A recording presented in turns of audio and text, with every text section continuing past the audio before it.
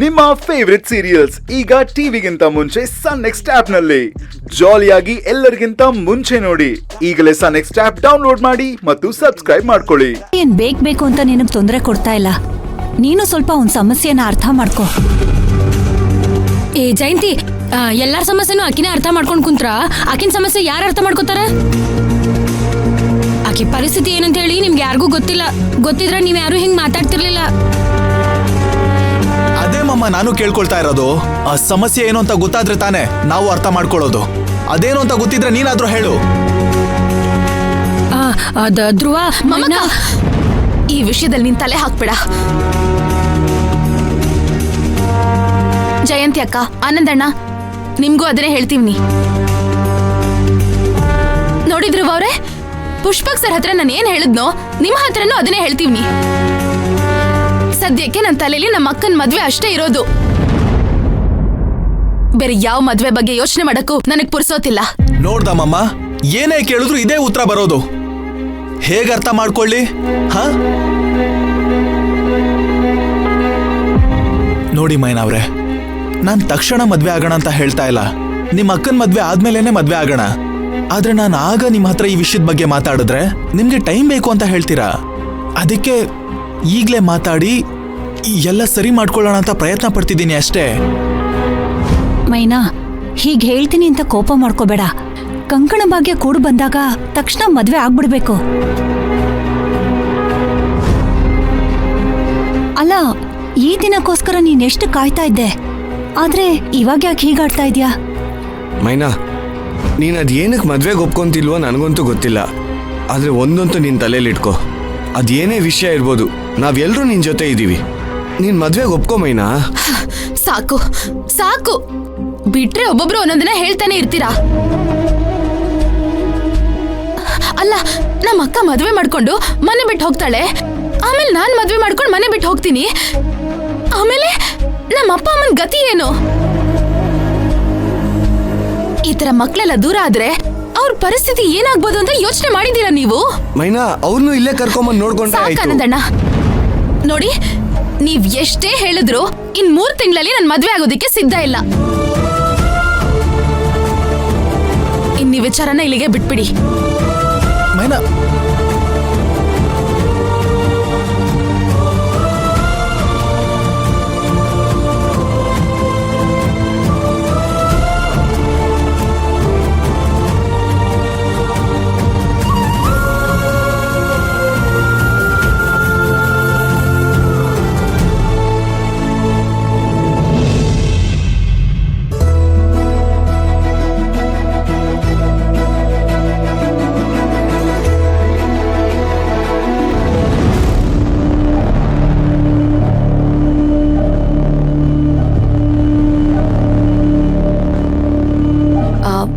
Madam,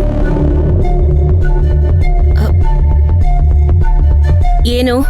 ನಿಮ್ ಹತ್ರ ಸ್ವಲ್ಪ ಮಾತಾಡ್ಬೇಕಿತ್ತು. ನರ್ತನ, ನನಗೆ ಮಾಡಕ್ಕೆ ಬೇಕಾದಷ್ಟು ಕೆಲಸ ಇದೆ.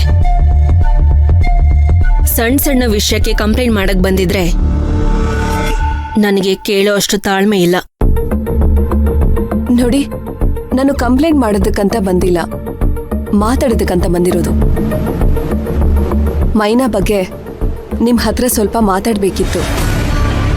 ಈಗ ತಾನೇ ಯಾರ ಬಗ್ಗೆನೂ ಕಂಪ್ಲೇಂಟ್ ಮಾಡಲ್ಲ ಅಂತ ಹೇಳ್ದೆ, ಮತ್ತೆ ಮಹಿನನ್ ಬಗ್ಗೆ ಕಂಪ್ಲೇಂಟಾ? ಮೇಡಮ್, ನಾನು ಕಂಪ್ಲೇಂಟ್ ಮಾಡ್ಬೇಕು ಅಂತ ಎಲ್ಲಿ ಹೇಳ್ದೆ? ಮಾತಾಡ್ಬೇಕು ಅಂತ ತಾನೇ ಹೇಳಿದ್ದು. ಮತ್ತೇನು?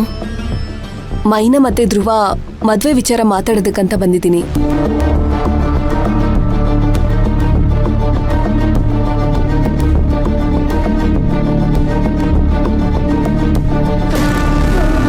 ಏನು? ಮೈನಾ ಧ್ರುವ ಮದ್ವೆ ವಿಚಾರನ? ಏನ್ ಮಾತಾಡ್ಬೇಕಾಗಿತ್ತು? ಇವತ್ತು ಗಾರ್ಮೆಂಟ್ಸ್ ಅಲ್ಲಿ ಧ್ರುವಗೂ ಮೈನಾಗೂ ಜಗಳ ಆಯ್ತು.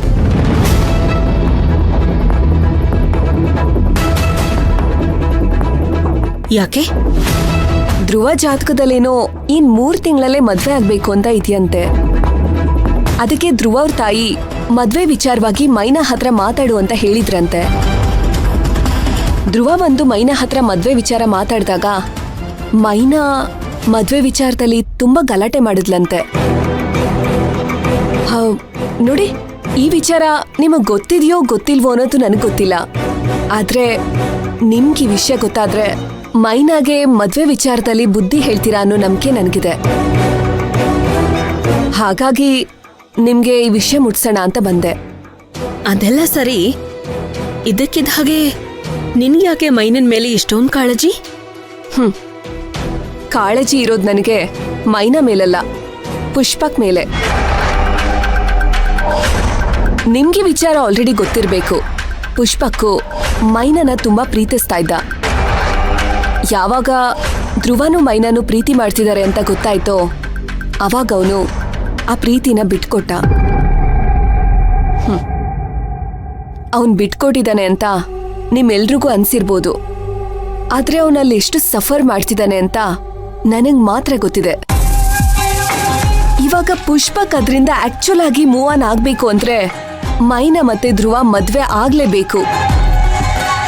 ಇಲ್ದೆ ಹೋದ್ರೆ ಪುಷ್ಪಕ್ ಇದೇ ರೀತಿ ಸಫರ್ ಮಾಡ್ತಾನೆ ಇರ್ತಾನೆ. ನನ್ ಕೈಲದು ನೋಡೋದಕ್ಕಾಗಲ್ಲ. ಮೈನಾ ಹೇಗೋ ನಿಮ್ ಮಾತಿಗೆ ತುಂಬಾ ಗೌರವ ಕೊಡ್ತಾಳೆ. ಅದಕ್ಕೆ ಅವ್ರ ಅಕ್ಕ ಮದ್ವೆ ಆಗ್ತಿದ್ ಹಾಗೇನೆ ಧ್ರುವ ಮತ್ತೆ ಮೈನಾ ಮದ್ವೆ ಆಗ್ಬಿಟ್ರೆ ಪುಷ್ಪಕ್ಕೂ ಇದರಿಂದ ಮೂವ್ ಆನ್ ಆಗ್ತಾನೆ. ಇದಷ್ಟೇ ನನ್ ಕನ್ಸನ್ ಇರೋದು. ಬೇಕಿದ್ರೆ ಈ ವಿಚಾರದಲ್ಲಿ ನಾನು ನಿಮ್ಗೆ ಹೆಲ್ಪ್ ಮಾಡ್ತೀನಿ. ಅದ್ರ ಅವಶ್ಯಕತೆ ಇಲ್ಲ. ಅದು ನಿನ್ ಹತ್ರ ಅವಳು ಯಾವತ್ತೂ ಕೈ ಚಾಚಲ್ಲ. ಹೇಳ್ಬೇಕು ಅನ್ನಿಸ್ತು, ಅದಕ್ಕೆ ಹೇಳ್ದೆ. ಉಳ್ದೇ ಡಿಸಿಷನ್ನು ನಿಮಗ್ ಬಿಟ್ಟಿದ್ದು.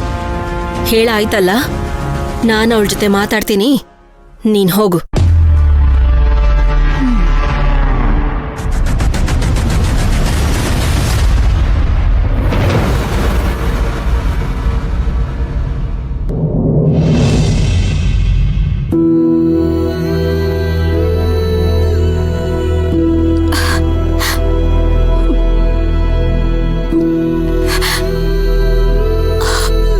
ಹೇ ಮೈನಾ, ಯಾಕೆ ಕಳ್ತಿದ್ಯಾ? ಇನ್ 3 ತಿಂಗಳಲ್ಲಿ ನಾನು ಧ್ರುವ ಮದ್ವೆ ಆಗ್ಬೇಕಂತೆ. ಹಾಗಂತ ಧ್ರುವ ಅವ್ರ ಅಮ್ಮಂಗೆ ಯಾರೋ ಜ್ಯೋತಿಷ್ಯರು ಹೇಳಿದ್ದಾರೆ. ಈಗಿರೋ ಸಮಸ್ಯೆಗಳ ಜೊತೆ ಇದೊಂದು ಬಂತಾ?